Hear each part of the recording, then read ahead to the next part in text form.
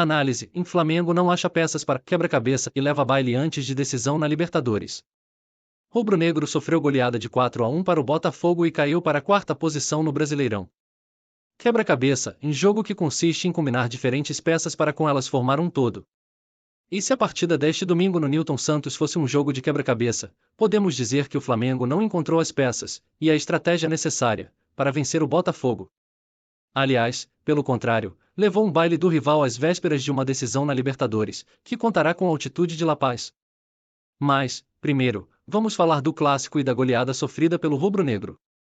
Tite foi para o jogo já sem 6 peças do quebra-cabeça, em Pedro e Gabigol, a lesões musculares, Cebolinha, a tendão de Aquiles, Vina, a tíbia e joelho, e Luiz Araújo, que foi cortado da relação por conta de fadiga muscular, e Pulgar suspenso. O cenário já era ruim, mas conseguiu ficar pior logo nos primeiros 4 minutos de jogo.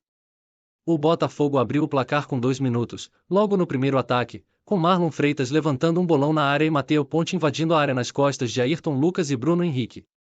O lateral cabeceou no cantinho de Rossi, e o Flamengo viu o fantasma da bola aérea se fazer presente em mais uma partida do Brasileirão.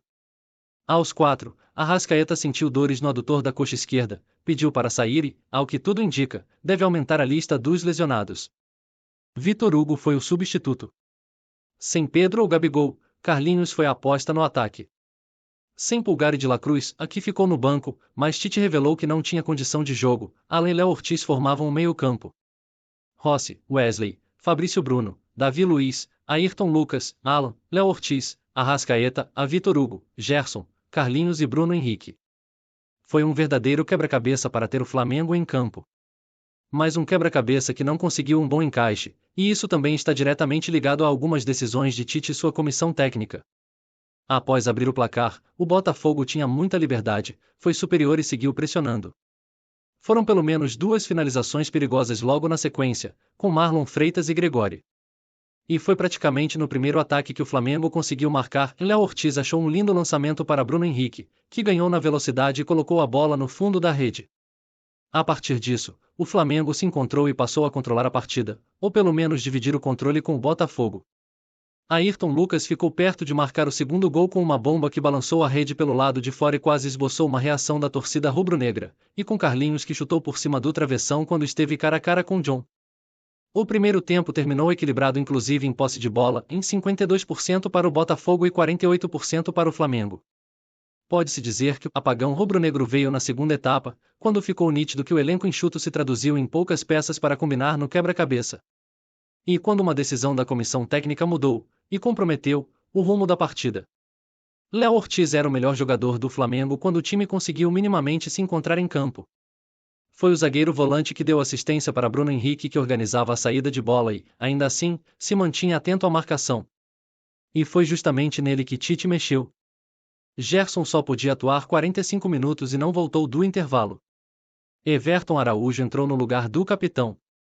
Léo Ortiz passou a jogar mais recuado justamente no momento em que o time perdeu a sua referência técnica de 2024, e Gerson. A mudança no esquema fez o Flamengo perder quem conseguiu se sobressair em uma noite pouco inspirada do time, em Ortiz.